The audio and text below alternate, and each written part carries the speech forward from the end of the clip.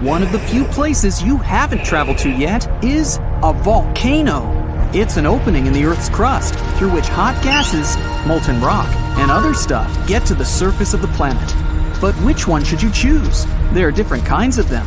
For example, shield volcanoes are built almost entirely of solidified lava flows, or lava domes formed by small masses of lava that are too thick to travel great distances.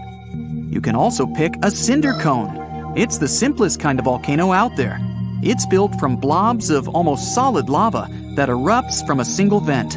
This lava is ejected into the air with great force. Then it breaks into tiny fragments that become solid and fall back as cinders. With time, they form an oval or circular cone around the vent. Such cones rarely rise more than 1,000 feet. But what if you choose something even more impressive? How about traveling down a stratovolcano? Huge, steep-sided, and powerful.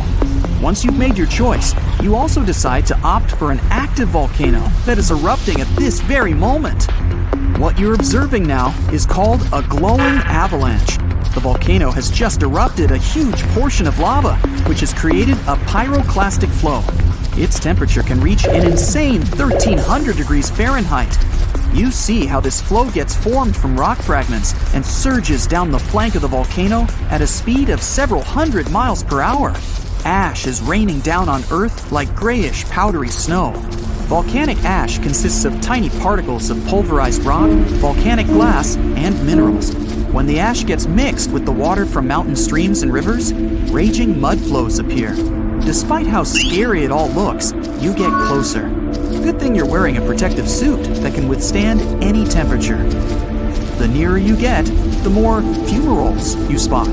These are holes and cracks at the base of the volcano and in its slopes. They emit huge clouds of steam and volcanic gases, carbon dioxide and sulfur dioxide. Some of the cracks are so large, you can probably squeeze through and sneak a peek inside the volcano. But you have a different destination, the crater. On your way there, you spot a strange conical structure on the side of the volcano. It looks like a horn growing on the main cone. It must be a secondary cone, also known as a parasitic cone. Such cones form around secondary vents that reach the surface of large volcanoes. In this case, an eruption can occur not only through the main vent at the top of the volcano, but also through these additional vents. In any case, that's not where you're heading. Soon, you reach the crater. It's a massive circular basin. When you go to its edge and look inside, you see it's also very deep. The lava vent, which is where you need to go, is at the bottom of the crater. But even before jumping into the vent, you spot some strange tubes hiding under the lava flow. Those are lava tubes, natural passages through which fresh liquid lava travels beneath the surface of the lava flow. You decide to make a detour and follow one of the tunnels. It's the main lava tube. You also spot several smaller tubes. They supply lava to one or more lava flows. If the volcano wasn't erupting at the moment, the lava would drain downslope from this tube system. The passages would have lava marks on the walls, a flat floor, and lava stalactites hanging from the ceiling. But even now, there's some empty space above the flowing lava. That's because it has eroded downward, making the tube deeper. But right now, you need to get back. You take the next turn and get back to the crater. You wait till the volcano spews another portion of boiling lava and dive into the volcano's throat. It's the entrance of the volcano. Lava and volcanic ash get ejected from here. The volcano's throat is wide, and you easily travel deeper down. The lava around you glows bright red and orange. That's because when it first bursts to the surface, its temperature can reach 2,200 degrees Fahrenheit. That's hot enough to melt iron. You move down the volcano's main vent. It's a weak point in our planet's crust. There, scorching hot magma manages to escape from its chamber and reach the surface. While going deeper and deeper into the vent, you notice sills. Sometimes, lava intrudes between the crack in the crust, pools there, and crystallizes. This creates deposits of ash and solidified lava. That's what sills are. Pretty soon, you reach a magma chamber. It's a large pool of molten rock. The one you're in at the moment is quite shallow. That's because it's not the main one. After traveling several more miles down through the vent, you get to another huge magma chamber. It supplies the small one beneath the base of the volcano. The main magma chamber lies in Earth's crust, which stretches from 3 to 44 miles deep. The molten rock there remains under extreme pressure, and the temperatures inside are incredibly high. With time, the rock surrounding the magma chamber starts to break and fracture. This creates outlets for the magma, and since it's made of a much less dense material than the surrounding rock, the magma begins to seep through the cracks to the surface. From the main chamber, it rises to the upper one. Then it makes its way to the surface in a powerful eruption. You explore the magma chamber and then decide to go even deeper than that, to the place from where all that molten rock gets into the magma chamber. You're moving through the crust. The volcano is located on land. That's why your trip takes longer than it would if you were traveling through the oceanic crust. It's only 3 to 6 miles wide. But the continental crust is much thicker. It can be 28 miles thick in some places. As you're going through the crust, you can't but notice its light color. That's because it consists mostly of granite. If you were going through the oceanic crust, the material surrounding you would be dark or nearly black because it has a different composition. The deeper you go, the hotter it becomes. Sure, the temperature here isn't as high as in the magma chamber, but still, at the boundary with the mantle, your thermometer shows 750 degrees Fahrenheit. At a depth of about 20 miles, you reach the boundary between the crust and the Earth's upper mantle. There, the pressure reaches a mind-boggling 10,000 atmospheres. That's where magma comes from. You could finish your journey and get back to the surface, but your curiosity gets the better of you. You decide to go deeper, all the way to the center of the Earth. The next layer on your way is the mantle. It makes up 2/3 of the Earth's mass and 84% of our planet's volume. It's 1,800 miles thick. The rock closer to the inner part of the mantle is semi-solid, like caramel candy. The upper part of the mantle, as well as the crust, is broken into massive pieces. They look like a colossal jigsaw puzzle. Those are tectonic plates. They drift at a speed of 1 to 2 inches per year. You're moving through the upper mantle and feel the temperatures rising up to 1,600 degrees Fahrenheit. Near the boundary with the core, the temperature is already as high as 7,000 degrees Fahrenheit. The pressure in the lower mantle reaches 240,000 atmospheres. You'd feel the same pressure if 3,300 elephants made a tower on your head. At a depth of about 1,800 miles, you see the boundary between the mantle and the outer core. The insides of the planet around you are heated up to 9,000 degrees Fahrenheit. Such temperature is high enough to keep the outer core liquid. The pressure there is almost 2 million atmospheres, but it's not enough to make the iron that the core is made of solid again. The outer core is 1,500 miles thick. It churns in massive turbulent currents and generates a magnetic field. In the outer core, Earth's magnetic field is 50 times more powerful than at the surface. You are now more than 3,000 miles underground, and you've reached the inner core. It's a solid metal sphere, around 1,500 miles across. The inner core is immensely dense and spins faster than the rest of the planet. The temperature there is as high as on the surface of the sun, 9,800 degrees Fahrenheit. And the pressure inside the inner core is 3 million times greater than on the surface. It took about 500 million years for the inner core to form, which means it's younger than some parts of the crust. Okay, watch your step now. Millions of gallons of hot magma are gathering in one flow and rising thousands of miles to the surface of our planet. A massive fracture in a tectonic plate shakes the ground and fills the air with a loud hum. Fire, gases, lava erupt from the dark, unexplored depths of Earth's crust. A planetary-scale catastrophe has just happened, and no one's noticed it. Now imagine you're having fun on a luxury yacht somewhere in the southwestern Pacific Ocean, drinking cocktails and sunbathing. At this moment, one of the most powerful volcanic eruptions in the planet's history is happening right below you. But you don't feel anything. You don't even drop your glass. Yeah, you can hear a strange sound coming from the ocean depths. You see foaming water and pieces of pumice floating up to the surface. But it doesn't bother you much. So how did it happen that we missed such a powerful eruption in 2012? Why did scientists find out about it only a few years later? The answer is simple. water. An eruption of an ordinary volcano is a huge disaster. There are incandescent liquid metals and molten rock containing almost the entire periodic table inside our planet. All of this soup is called magma, and it's constantly boiling inside the subsoil of our world. This hot substance is lighter than the surrounding crust, so it always rises. Fortunately, the planet's surface is strong enough and doesn't allow magma to splash out. But sometimes this protection fails. The upper part of Earth is covered with connected parts, tectonic plates. These plates collide with each other and then move apart. Imagine a big moving mosaic puzzle where all its parts are tectonic plates. And when a small part of this puzzle gets separated from another, magma immediately comes up. These unstable fault sites with leaking magma are called volcanoes. And when they erupt, it gets hot. Lava flows out of the vent and burns all the vegetation around. This is accompanied by earthquakes and thick black smoke.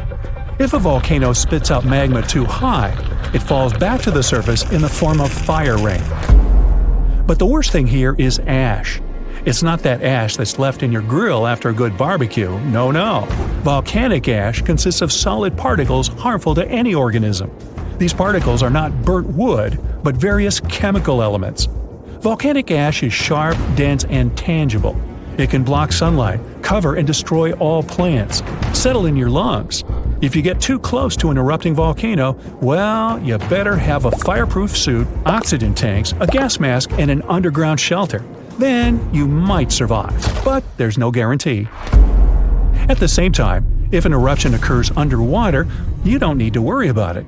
Of course, if you're not a marine biologist studying coral reefs nearby, or if you don't travel past that area in a submarine.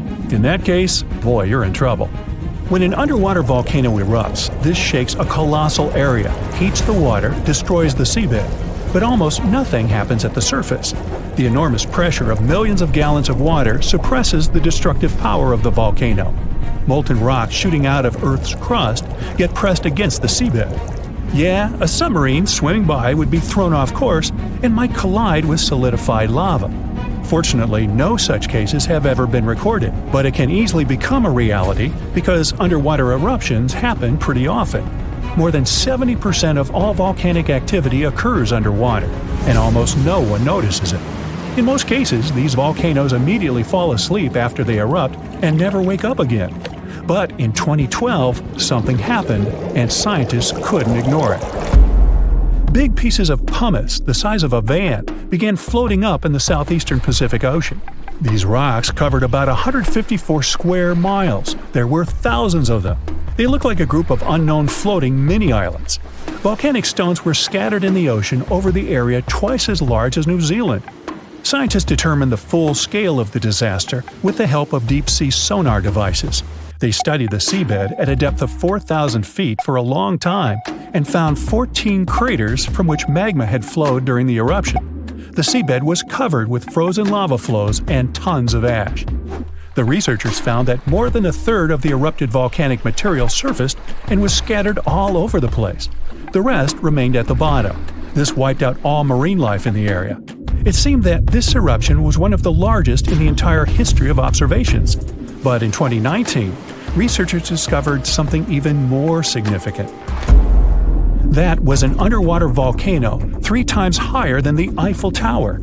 According to scientists' calculations, it ejected between 30 and 1,000 times more molten rock than the previous volcano.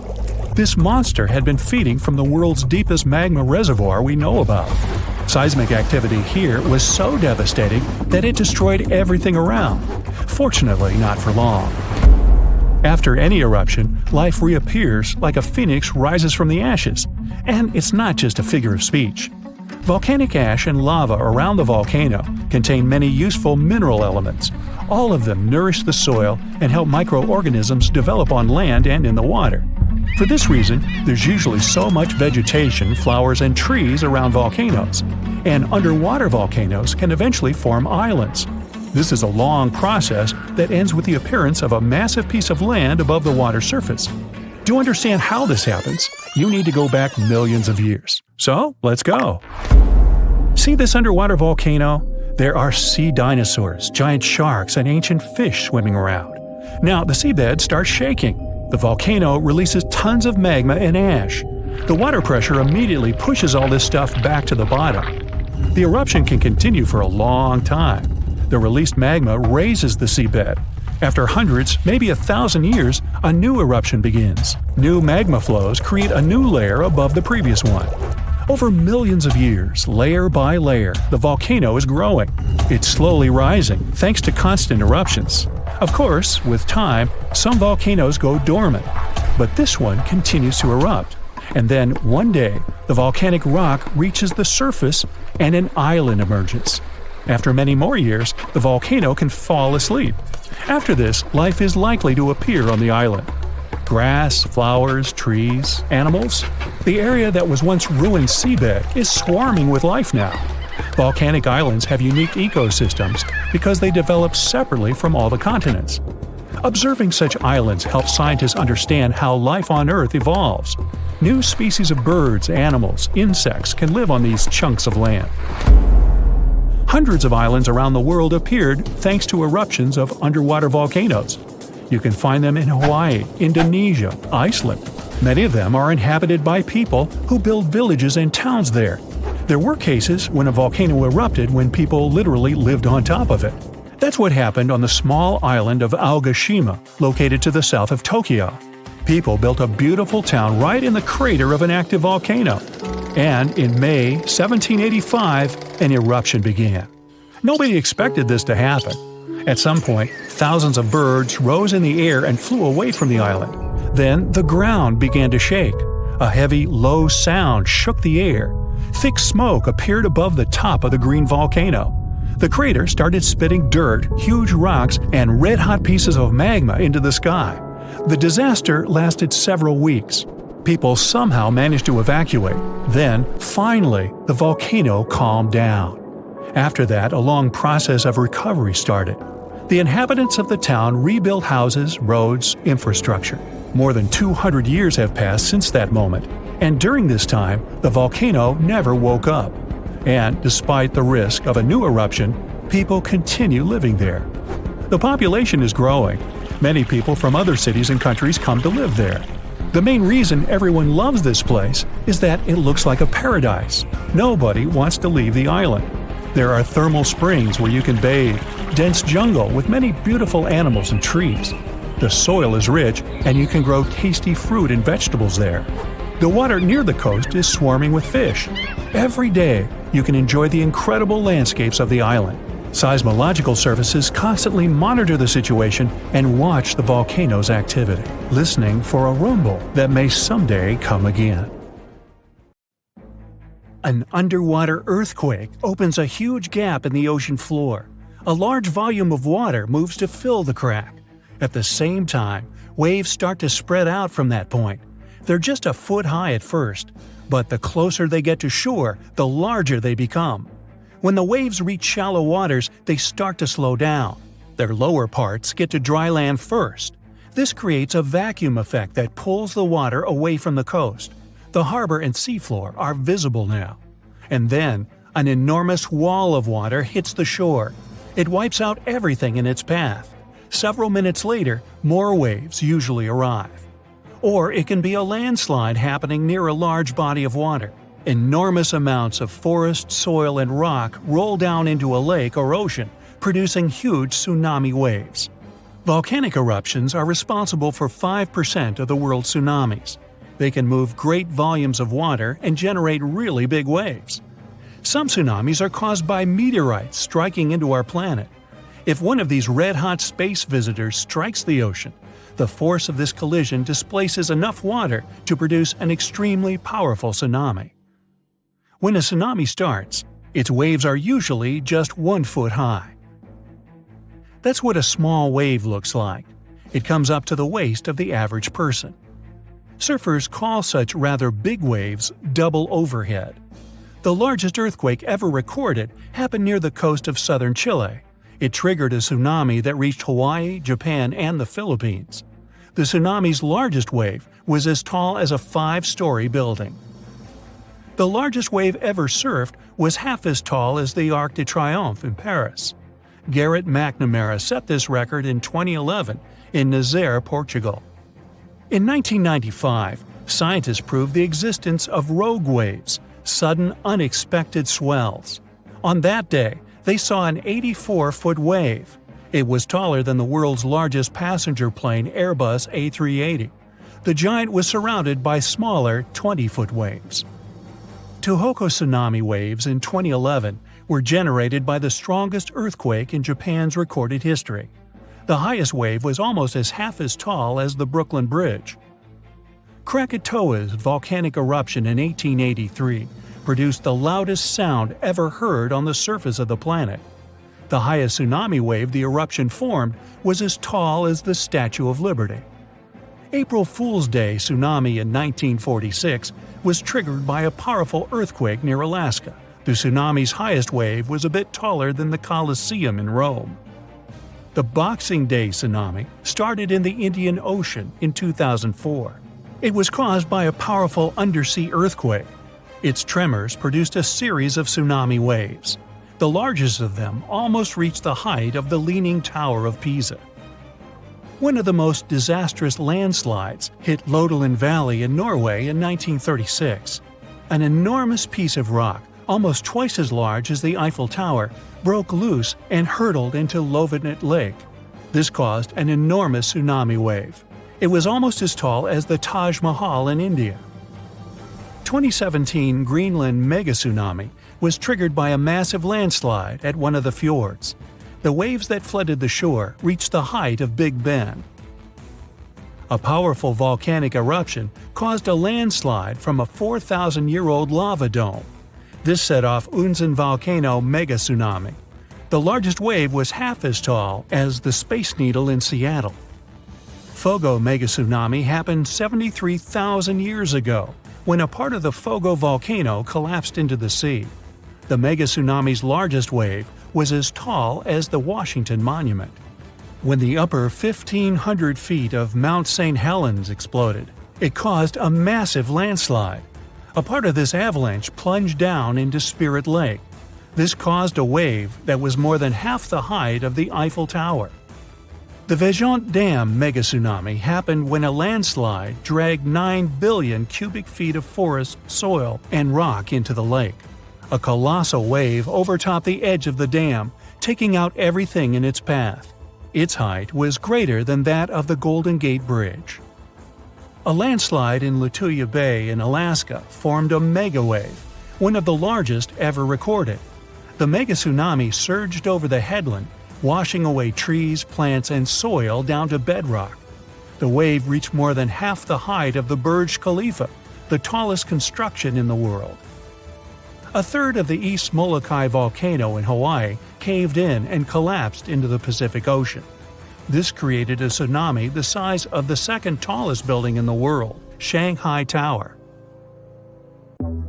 Something interesting has recently happened in South Dakota. It was all over the internet, so perhaps you already know about it. In July of 2022, the sky in this state suddenly turned green. So, what happened there? Was it caused by a human or by nature? Let's find out. Tuesday, July 5th, 2022. Shortly after a heavy storm, the sky over South Dakota in the U.S. was still overcast. Locals finally went outside and saw that the sky had an intense dark green hue, and they'd never seen anything like that before. People said that it looked like something straight up from science fiction, or even a horror movie. Unsurprisingly, South Dakotans immediately started spreading the news all over social media. People shared their beautiful, yet very eerie pictures on Twitter. They showed the sky over the city of Sioux Falls and a few other towns. Even though it may look like something supernatural, in reality, this is not a terrifying phenomenon at all. It's a simple play of the light and the atmosphere. Something like this happens quite rarely, and usually means that really bad weather is approaching. And that's also true to what happened in South Dakota. Just before people started sharing photos, a thunderstorm swept through the town of Sioux Falls. This was confirmed by the U.S. Weather Service. This hurricane was terrible.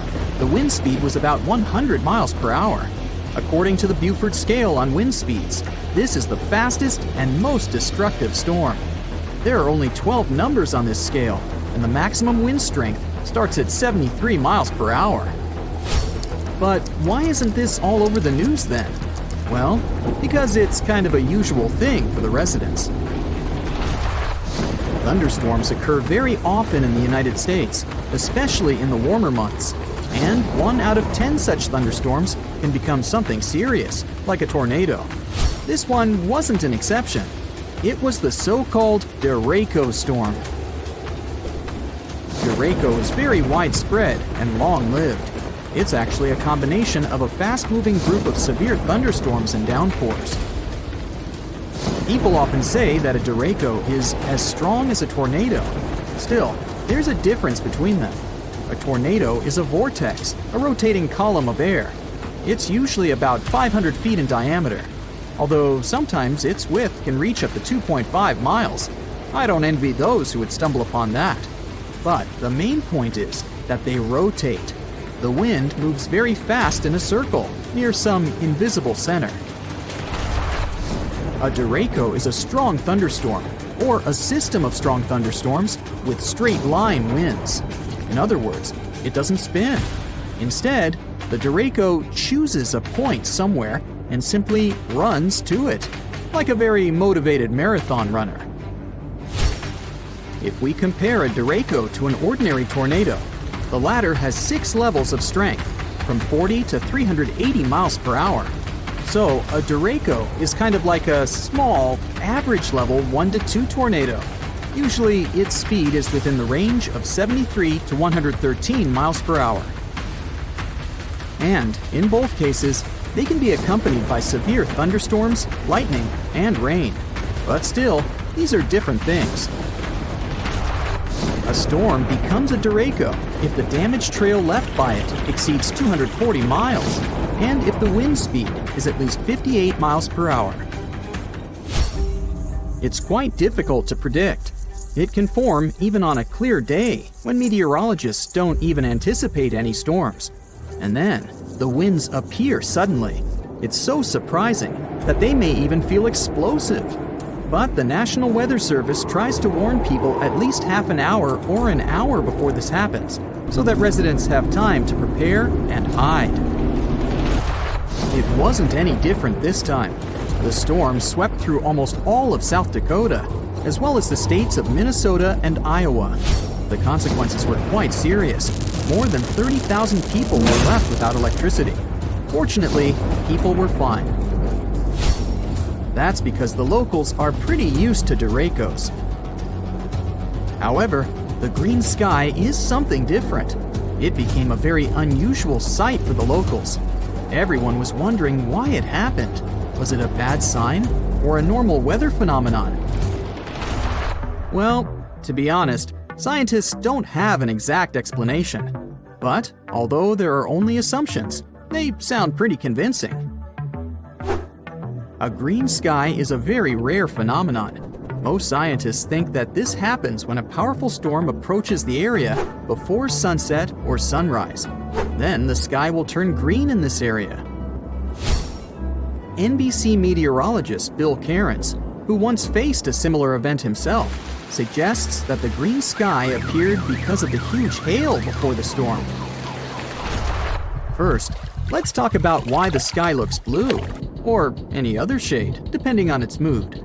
In short, the sun simultaneously carries all the rays of the color spectrum. It may seem white to us in total, but it actually has all the colors at the same time.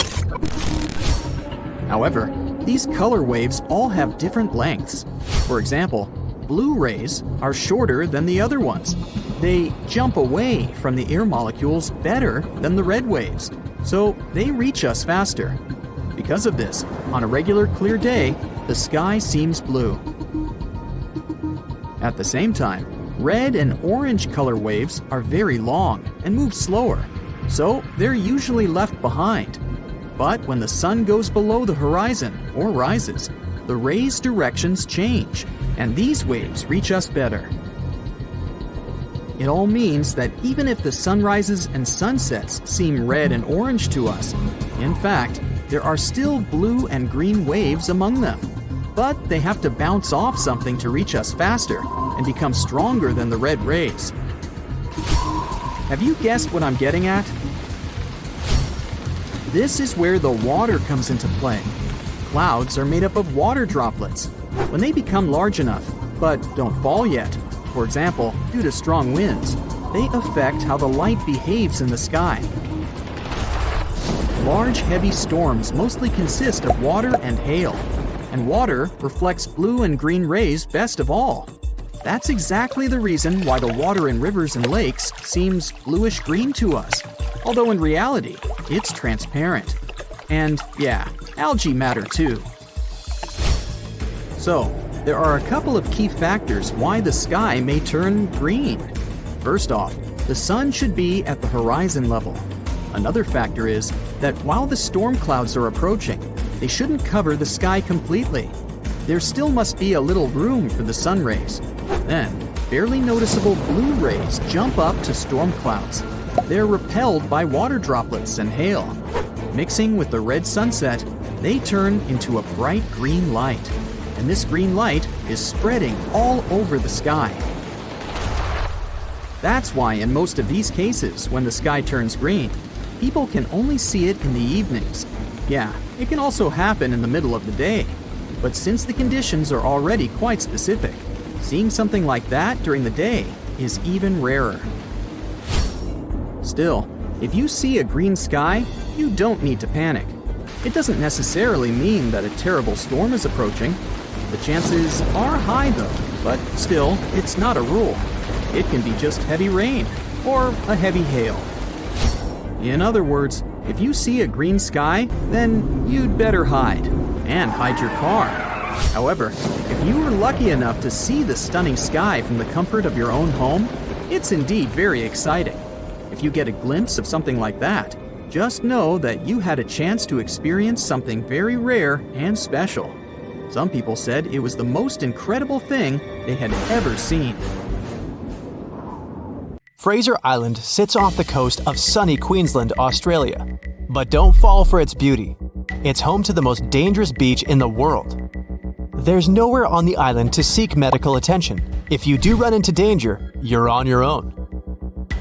Dingo attacks are super common here. If you don't know what a dingo is, it looks like an adorable dog. But beware, this wild breed is extremely dangerous. And the dingo's gnashing teeth aren't the only thing to be scared of. The seas around the island are swimming with great white sharks. There's jellyfish in the water too. Fraser Island is home to some of the world's most dangerous kinds, including the Portuguese bluebottle. One sting from its venomous tentacle is enough to take down an adult human. Even if you manage to avoid the creatures on the island, the sea itself is perilous. The waters are incredibly rough and have powerful riptides. These are strong currents that will pull you away from the shore. And remember, there are no lifeguards to come to your rescue if you get in trouble. Even the sand is dangerous. Car rollovers in the thick dunes happen all the time. It's definitely best to swap your car for a dune buggy. Travelers also often drive down the dunes straight into the lakes below, but the lakes are incredibly shallow, which is not very safe. Fraser Island is also known for its beautiful lookout points, but you'll need to watch your step. You might feel on top of the world, but stay well away from the edges as jagged rocks and crashing waves line the shore below. There's an island in Brazil known as Snake Island, which is equally dangerous. I wonder what the hazard could be here. It's home to thousands of golden lancehead vipers, which are one of the most venomous snakes on the planet. They grow to over 20 inches long, and their fast-acting venom melts the flesh from around their bites.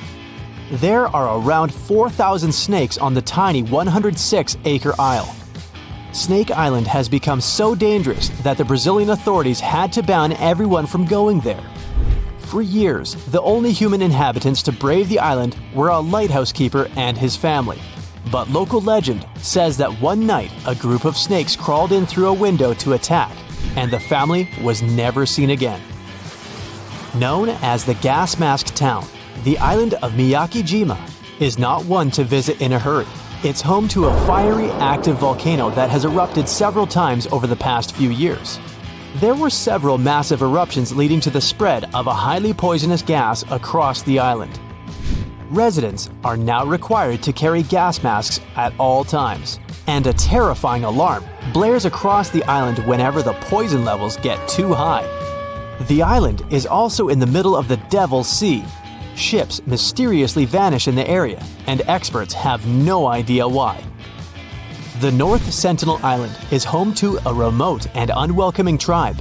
They lived alone on the island without any modern technology or contact with the outside world for over 60,000 years. And that's just the way they like it. They've been known to fire arrows at anyone who attempts to enter the island. There are many stories of people visiting the island, and they are never seen again. It's not ghoulish ghosts or slithering snakes that you have to worry about on the Caribbean island of Saba. It's hurricanes. The tiny island has been hit by more severe hurricanes than anywhere in the world over the last 150 years. There have even been 7 tropical cyclones, which is an intense circular storm. The winds in these storms can reach 254 kilometers an hour. Try standing up in that. You'll also struggle to find a pilot who'll even land on the island. It's incredibly dangerous not because of the winds, but because it's home to the shortest runway in the world. It's only 440 yards long. 2 huge rocky ridges surround the runway, so there's no room for mistakes. The Kilauea beaches of Hawaii used to be one of the most dangerous in the world. The Kilauea volcano has been almost consistently erupting for the past 35 years, spewing red-hot lava into the surrounding waters. The water temperatures have even passed boiling point as a result of the lava. Happily, it's no longer active. While the island of Bikini Atoll might sound like the perfect summer vacation destination, it's most certainly not. The problem is that this place has dangerously high radiation levels, and the locals had to leave it. Although the island was declared safe in the 90s, its original inhabitants have refused to return. The lack of fishing in the area has also led to a massive increase in sharks who swim the waters in search of their next meal. Strangely, the corals and reefs are thriving. From the distance, Ramree Island looks idyllic. White sand, swaying palms. But beware. They say thousands of hungry saltwater crocodiles used to lurk there, ready to strike at any time. The exact number of those animals was unknown, and some scientists claim that there are quite a few of them right now. I'd stay well clear of the island though. I don't really feel like becoming crocodile food. Skeleton Coast in Namibia is appropriately named as the harsh landscape and lack of water make life almost impossible. Whale carcasses, turtle shells, and elephant rib cages litter the shore. If that isn't bad enough, lions and hyenas patrol the beach in search of their next meal. The surrounding waters are just as dangerous, as they are home to 11 different species of shark. Many sailors have become lost on this coast and have never been seen again. Cape Tribulation in Australia also lives up to its name as it is packed, full of dangers. Swimmers have to wear special stinger suits because the water is teeming with stinging jellyfish. Saltwater crocodiles also hide in the water, but they don't make a suit to keep you safe from those. It's not just the jellyfish that sting. The area is covered in stinging trees. The trees have jagged leaves that give the crocs' teeth a run for their money. On land, there's angry cassowary birds. There are flightless birds that are the same size as an ostrich. They have sharp talons that can easily slice through skin. The Utterkleiv beach in Norway is one of the best places to see the northern lights, but you'll be lucky if you survive more than one night there. The seas surrounding the island can reach 46 degrees Fahrenheit, and that's just in the summer. It probably feels like swimming in ice cream. For years, Gansby Beach has remained a habitat for the most dangerous creatures on the planet. Sharks are particular fans of its waters, and the coastal stretch is known as the Great White Shark Capital. The sharks are attracted to the 60,000 sea lions that flock to the beach every year. Not just shark food, wild sea lions can be unpredictable and aggressive towards humans. Comoro Islands are the worst vacation destination for those who don't really like mosquitoes. The place is swarming with the little guys. Locals say All the water on the island must be contaminated because of them.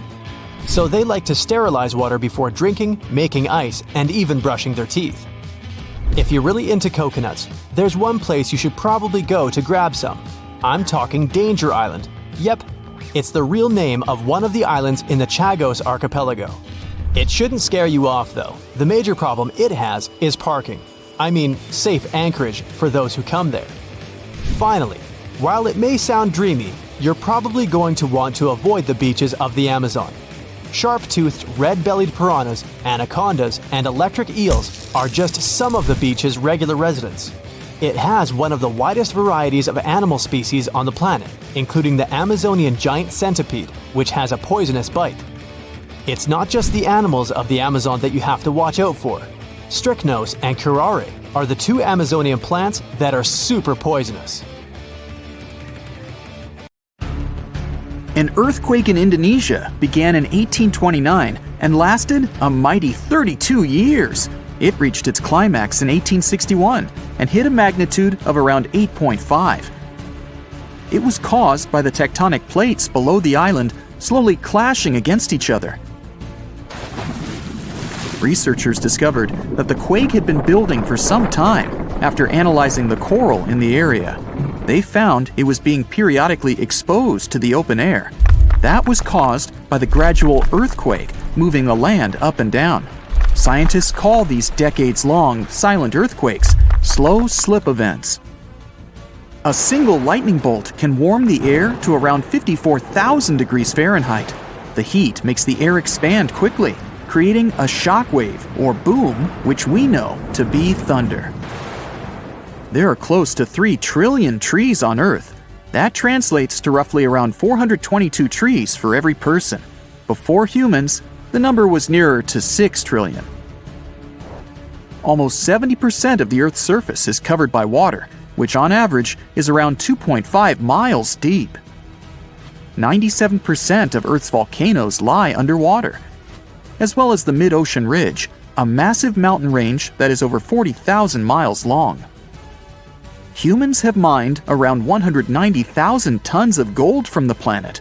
Experts predict there is around 20% still left to be mined, but this figure is constantly changing. The world's largest active volcano is in Hawaii. Called Mauna Loa, it's over 2.5 miles above sea level. Given that most of it is underwater, the volcano's summit is a staggering 11 miles from its base.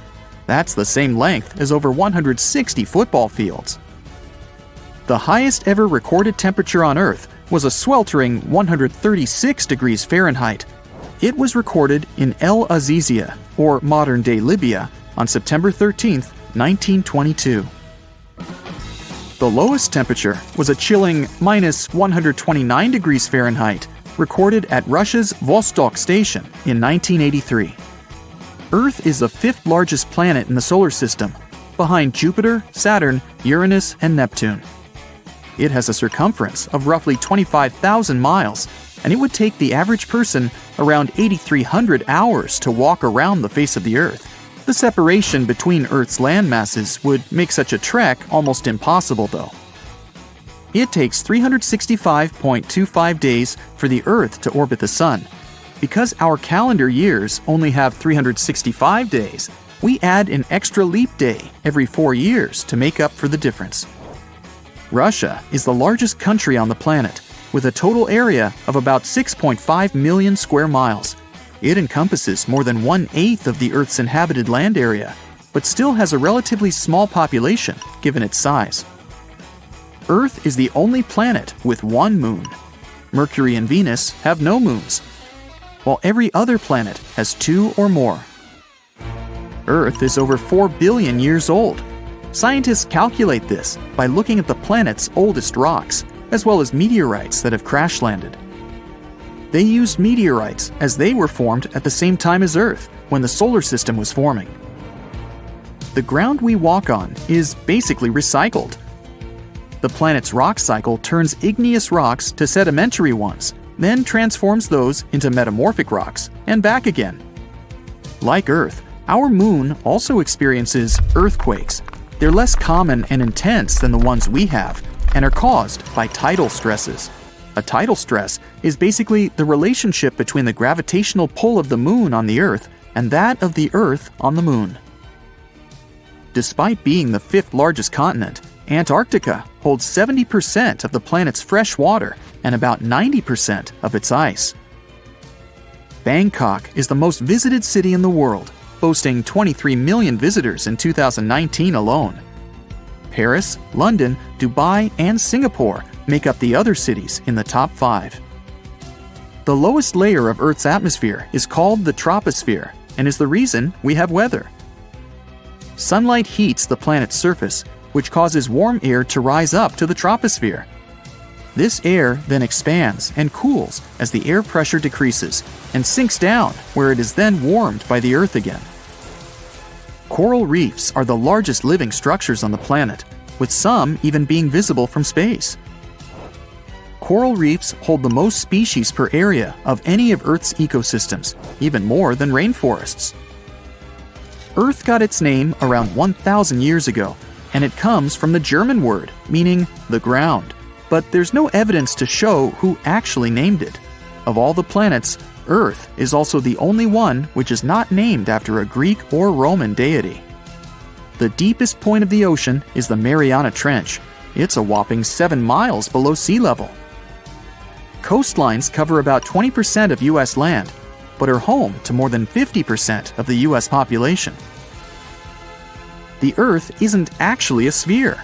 It's more like a squished ball that bulges at the equator. The bulge is caused by the force of the Earth spinning, which makes the north and south poles slightly flat. The Earth spins on its axis, which is basically an imaginary straight line. Earth has seasons because the axis is tilted, causing the sun's rays to hit different parts of the planet more directly, depending on the time of year. If the sun was as tall as a standard door, the Earth would be around the size of a nickel. The Earth's rate of rotation is gradually decreasing. It's happening so slowly that it would take as much as 140 million years for the length of a day to increase to 25 hours. Get a clip for any season with brand new Brightside merch. Click the link and grab your print. The biggest animal on Earth is the Antarctic blue whale. It can reach lengths of 100 feet and weigh up to 400,000 pounds, which is around the same as 33 elephants. The temperature at the center of the Earth is around the same as the surface of the Sun, at almost 10,000 degrees Fahrenheit. Earth is around 10,000 times older than humans. Earth is around 4.5 billion years old, whereas humans have been around for, at most, 450,000 years. There are around 34,000 known species of fish. The actual number is way higher though, as a whopping 95% of our oceans still haven't been explored. America's Route 66 is longer than the journey to the Earth's core. The distance to the core is roughly 2,000 miles. Route 66 is almost 2,500 miles. The Earth is made up of 3 main components: the crust, the mantle, and the core, which is divided into the outer core and the inner core. Scientists have estimated that there are around 8.7 million species on the planet. Out of this, between 1 to 2 million of these species are animals. But roughly 86% of land species and 91% of fish have yet to be discovered by humans. Ancient astronomers used to think that the Earth was the center of the universe. For 2,000 years, they believed the Earth to be static, while other bodies traveled in orbit around us. In 1543, Copernicus published his sun-centered model of the solar system. Earth is the densest planet in the solar system. The density varies across its different crusts, but the planet's average density is just over 3 ounces per cubic inch. Mount Everest is the highest point on the planet. Its peak is the highest altitude above sea level at around 5.5 miles. Each year, 1 septillion crystals of snow fall on Earth. That's a trillion snowflakes. Snow covers about 31% of Earth's land area each year. Of Earth's water, only around 3% is fresh water.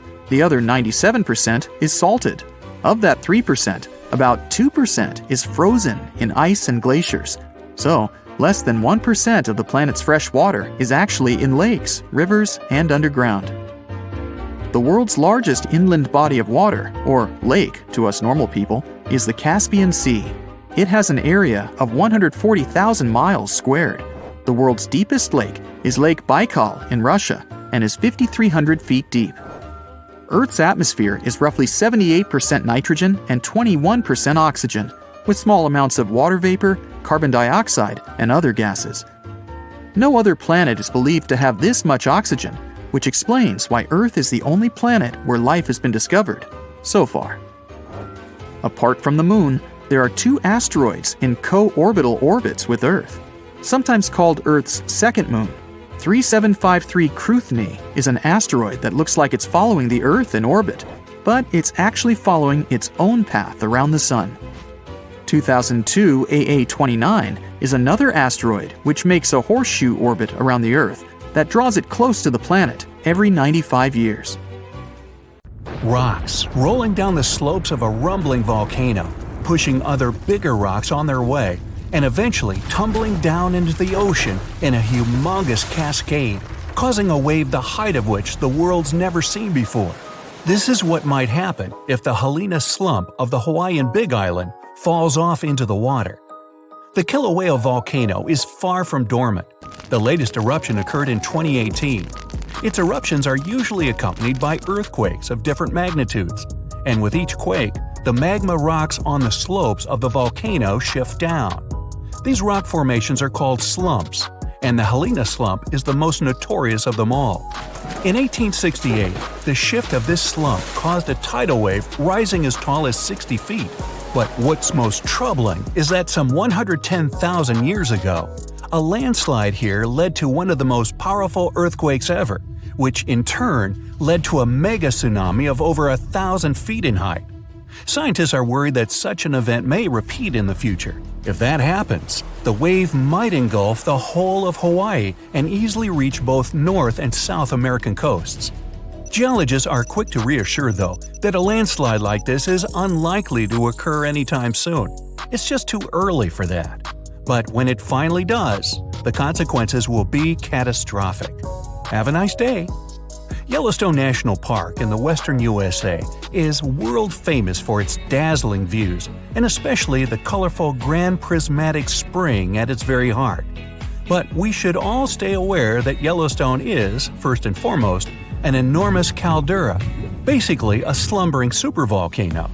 The difference between a regular volcano, like Kilauea from earlier, and a supervolcano is that the latter is thousands of times more powerful. Imagine an eruption spewing tons of huge rock and rivers of hot lava, pumping out clouds of ash that make countries stop air travel for weeks. And now multiply all of this by 1,000. This is what a Yellowstone eruption would look like. At first, a huge area in the middle of the national park would shake, crumble, and then blast upwards in a megaton explosion. Lava flows and magma rocks would cover the area of about 40 square miles, roughly half of Washington, D.C. But the greatest danger is the volcanic ash. The ashen plume would rise miles above and get carried by the wind in every direction. Since the eruption would be far from ordinary, the spread and damage would also be much greater than usual. The ash is thick and heavy, so it would cover a vast area in a blanket, destroying crops and even buildings. Worse still, it would spread in the air and block out the sun, leading to a drastic drop in temperature and an artificial winter. Even regular volcanoes can lower temperatures worldwide by a few degrees. A supervolcano may potentially cause a new ice age. Luckily, the chances of Yellowstone supervolcano erupting in the near future, or at all, are extremely low. There have been only 3 of those in the history of Earth, and there's no evidence such a disaster should repeat. Scientists estimate the probability at 0.00014%, which is lower than the chances of an asteroid wiping us all out. Speaking of which, if dinosaurs could talk, and were at least still alive for that matter, they'd tell you that asteroid threat is as real as it gets. Scientists at NASA say they've tracked 90% of all near-Earth asteroids of significant size, and none of them are a matter of any concern. But there are still the other 10% in the great unknown. What's more, asteroids can change their line of flight because of the pull of other celestial bodies and eventually turn our way. Lucky us! Now, if an asteroid big enough, like a mile across, hits the Earth, it will first cause an explosion powerful enough to erase a dozen big cities in a matter of seconds. Then the impact will raise a cloud of dust and debris that will block out the sun, just like the ash cloud from a volcano, and cause a centuries-long winter on the whole planet. But even if it falls into the ocean, which is more likely, a resulting wave will rise several miles high, washing coastal cities off the face of the planet. But at least there won't be a new ice age. Although scientists are pretty sure there's no such threat in the near future, it can't be ruled out completely, and humanity needs at least 5 years to prepare for this event. If a big near-Earth asteroid suddenly changes its course and turns right toward our planet, we won't stand a chance against it. Disaster movie, anyone? A much more probable calamity, though, rests right beneath our feet. It's the San Andreas Fault in California. The fault has been ready for rupture for years now, and scientists estimate that an earthquake along this line is likely to occur in the next 3 decades. And when it happens, it won't be nice. They expect a magnitude of 8.0, which is comparable to some of the most devastating quakes in history. It's all the more dangerous since California is home to some of the most populated cities in the western U.S., including Los Angeles and San Francisco. High-rise buildings are common there, and they're particularly vulnerable against underground shakes. The San Andreas earthquake might cause a whole lot of damage both to cities and countryside. In the worst-case scenario, the ground might break apart, destroying buildings, farms, and changing the landscape altogether. Still, scientists believe that the probability of such a quake is only 7% for the next 30 years. So, there's a rather big chance, 93%, that we'll never see that in our lifetime. Yet, there's another earthquake hazard not so far away from the previous one: the megathrust in Chile. The country sits right above the subduction zone, an area where 2 tectonic plates meet and go one beneath the other. At the place of their meeting, stress has accumulated because of their continuous movement, and once that strain is too much, a major earthquake occurs. Chile has experienced a lot of quakes in the recent years, and scientists are worried those might be preparing the area for a really big one. They believe a great earthquake is due to happen before the end of the century, and it might be devastating to the coastal area. Even smaller quakes caused tsunamis that flooded the west coast, and a huge one like that is likely to raise a wave of incredible height. On the bright side, Chile now knows to prepare in advance for the coming natural disasters, and geologists are pretty sure people will be able to evacuate before the earthquake strikes. In September of 1859, astronomer Richard Carrington was looking at the sun and suddenly saw a bright flare on its surface. He made a note of it in his records, but only realized how important it was a couple of days later. The energy from that flare reached Earth and struck it directly, causing northern lights to appear above Cuba and burning telegraph lines all around the world. This was dubbed the Carrington event, and it was a solar storm. Such storms hit the Earth fairly often, but none of them were so powerful as the Carrington event, neither before nor after.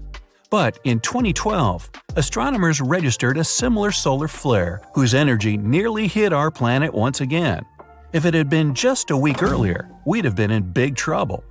Today, humanity relies on electricity in almost every aspect of life, and a powerful solar storm would mess with the electromagnetic field of Earth a lot. All electric appliances would either shut down or short-circuit, and huge transformers powering basically everything would go out of order for good. It would take years to repair them, and the cost of such a massive blackout would count in trillions of dollars. The worst of it is that science is almost unable to predict solar storms, and even if we could know about them in advance, we'd be powerless to stop them. The flare happens in a matter of seconds, and it takes about 8 minutes for the particles to reach the Earth's atmosphere, causing the disturbance. The power outage would come a bit later, in a day or so, when a massive cloud of plasma gets to our planet. At the moment, there's no protection against solar flares, and the chances of one powerful enough to cut all of our electricity in the next few years are quite high, about 12%.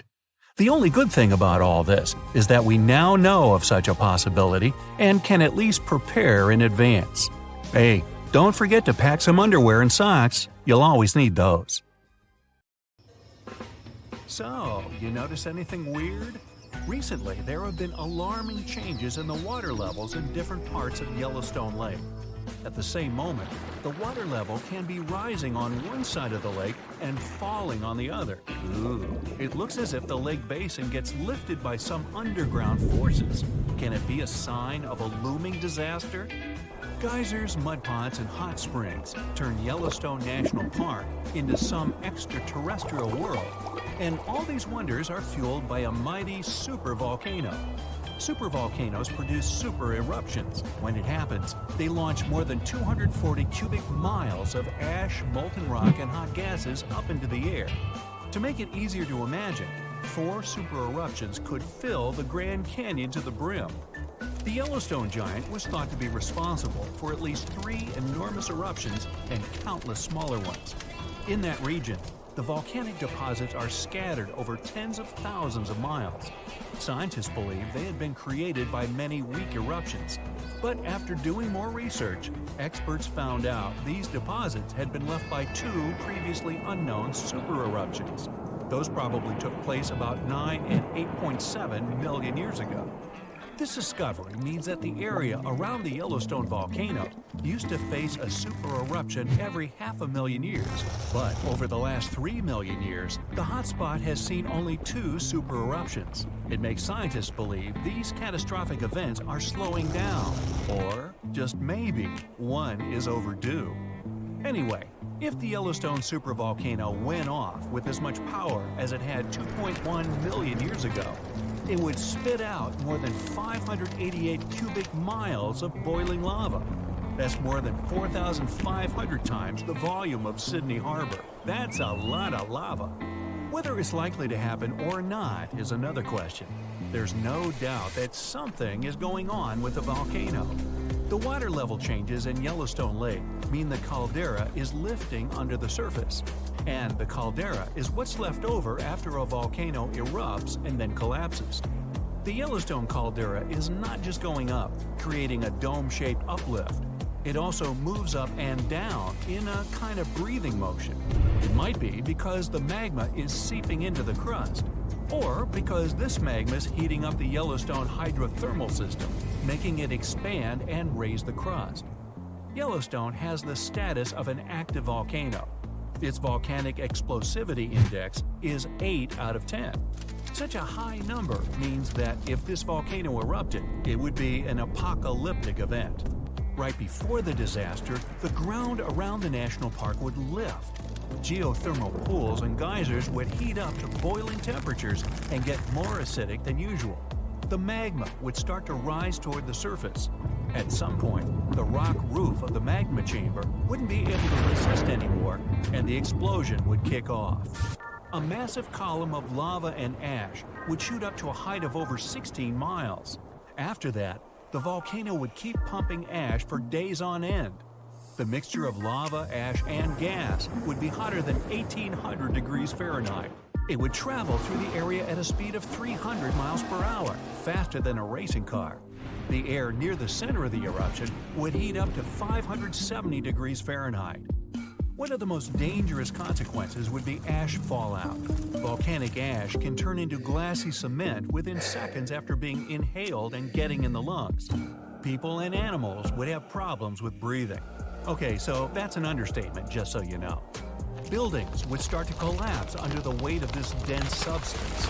It would take just several days until a 10-foot layer of ash covered the territory of about 50 miles around the center of the eruption. After the ash got into the stratosphere, the temperatures all over the world would start to drop. If the eruption was rich in sulfur, an effective sunblocker, it would get so cold there would be no summer in the entire world for the next several years. The monsoon seasons would change. Agriculture would face serious problems. There would be issues with food supplies. Over the past 50 years, the Yellowstone caldera has risen almost 2 feet. It shouldn't alarm you, though. Experts are sure it's a natural behavior for Yellowstone. periods of dome-shaped uplift are followed by the caldera lowering. Scientists think the supervolcano doesn't present any danger at the moment. For an eruption to happen, the magma inside has to be at least 50% molten. With Yellowstone, this number is just 5 to 15%. The probability of the eruption is 1 in 730,000. Safe to say, it's a long shot. Even better, a recent study made the researchers believe the hotspot might be in a state of decline right now, even despite all the breathing and dome-raising activity. Still, there have been tons of discussions about what people could do to prevent the disastrous supereruption from happening. And the most popular and seemingly effective idea was to cool the Yellowstone supervolcano down. Unfortunately, there's a catch. The volcano leaks out only 70% of the heat which comes from its magma-filled chambers, but the rest of the heat stays inside. As soon as it reaches a particular threshold, the volcano erupts. If it was possible to extract at least 35% of the Yellowstone volcano's heat, the eruption could be avoided. The cooler the magma is, the thicker and stickier it gets. It stops being so fluid and doesn't try to get out to the surface anymore. After considering these facts, NASA scientists came up with a plan. They suggested drilling a 6 miles deep well and pumping down cold, pressurized water. The temperature of the water that would get back to the surface would be approximately 662 degrees Fahrenheit. This way, the heat would be gradually extracted from the volcano. And if a geothermal plant was built on the site, it would generate plenty of electric power. It would be very simple to produce, and its price would be very alluring, about 10 cents per kilowatt hour. At first glance, it was an amazing idea, but sometime later, it started to receive a lot of criticism. Imagine drilling through the Earth's crust, getting deeper and deeper, and then wham bam, you hit a hypothermal pocket. Uh-oh, get ready for a catastrophe. This can release gases that are likely to cause a series of super powerful explosions. In the worst-case scenario, it may even trigger a full-scale volcanic eruption. Now, you already know about its catastrophic outcomes, from fountains of lava and avalanches of molten rocks to climate changes all over the globe. Yeah, not good. Or let's say you're drilling a well to deliver cold water to the volcano, and then you suddenly hit its magma chamber. In this case, instead of cooling the giant down, you'll make the top of the magma chamber much more fragile than it used to be. And the whole construction will be at risk of collapsing at any moment. And don't forget that your drilling may also release toxic gases. They often accumulate at the top of the reservoir with magma. Can it get any worse? Well, yes it can. The whole process would stretch for more than 16,000 years. This method is too risky to cool the volcano down as fast as people would probably want. And scientists aren't even 100% sure that when the cooling system construction is finished, the volcano will stay cold for at least another 100 years. And last but not least, the project of making the Yellowstone supervolcano a bit cooler would cost a mind-boggling $3.5 billion. A huge price for something that might not work out altogether. Oh, by the way, Yellowstone isn't the only volcano that has a lava dome that's lifting at the moment. Lava domes are created when magma gets to the surface and then gathers around the vent. Scientists have found one of those inside an underwater volcano in Japan. This dome is more than 2,000 feet high and more than 6 miles wide. Even though the Japanese supervolcano seems to be sleeping, experts don't let their guard down. A volcanic system can go from being calm and docile to teetering on the edge of an eruption in the blink of an eye. Another massive dome is growing in the central Andes, on top of the planet's largest active magma store. The Altiplano Puna Plateau, well there's a tongue twister, and where the dome was found, is the second highest plateau in the world, and the dome itself is more than half a mile tall. You might wonder how come experts have known nothing about this enormous uplift until recently. The answer is simple. It was hidden within the plateau. It's an arid region littered with volcanoes, and it stretches for thousands of miles. Yep, another case of hiding in plain sight. The Earth has 3 main layers. 2 parts of the core, the dense, hot inner core, and the molten outer core. Then comes the mantle. And then follows the thin crust, the surface that supports life as we know it. At least, that's what we thought, because now scientists found a new mysterious layer located deep within the solid inner core. Earth's inner core is approximately 2/3 the size of the Moon. And made of nickel and solid iron, it's burning hot. The temperature at the center of our planet is the same as at the surface of the Sun. The outer core can reach almost 10,000 degrees Fahrenheit. It's difficult to explore it because we can't go there, and it's like looking through a really dirty window of 3,200 miles of molten metal and rocks. But we can rely on laboratory experiments on heated pressurized rocks, signals from seismic waves, and computer models. When an earthquake hits, it sends out seismic shock waves. Those waves travel through layers at a different speed, depending on the direction they go and the material they move through. In the new study, a team of scientists set a data set of 100,000 deep earthquakes. Some of them went over 60 miles below the surface. When an earthquake happens on one side of our planet, scientists track its waves all along to the other side. Waves change when they come to the other side, so scientists try to understand the materials these waves have passed through. They found a new layer in the core of our planet thanks to earthquakes. Normally, shock waves travel along the equator, but down below, they digress and go into different directions, about 60 degrees to the side. When waves pass through the inner core going from north to south, they will travel more quickly than waves going through the core parallel to the equator. It's important to understand the core because it creates our magnetic field, which in turn protects the planet from things like solar winds that are charged particles coming from the sun. In the 1960s, we discovered the Earth pulsates every 26 seconds. It's like clockwork, a giant heartbeat. The ground is slightly shaking, but we mostly don't feel it. Researchers can still track it. Some of them think the continental shelf comes as a huge wave break under the oceans. For example, the highest part of the North American continent falls off into a deep abyssal plain. One theory says waves hit this spot, producing regular pulses. It's like having all kinds of drums. You hit them with your hands and accidentally slam that one spot that produces the right harmonic bang to rattle our entire planet. If this theory is true, we're lucky there are no more spots like this that can shake the Earth. Other scientists believe the pulsation happens because there's a volcano near the critical spot. The island of Sao Tome in the Bight of Boni. You're walking, running, and jumping, but when you stop, it always feels like you're standing still.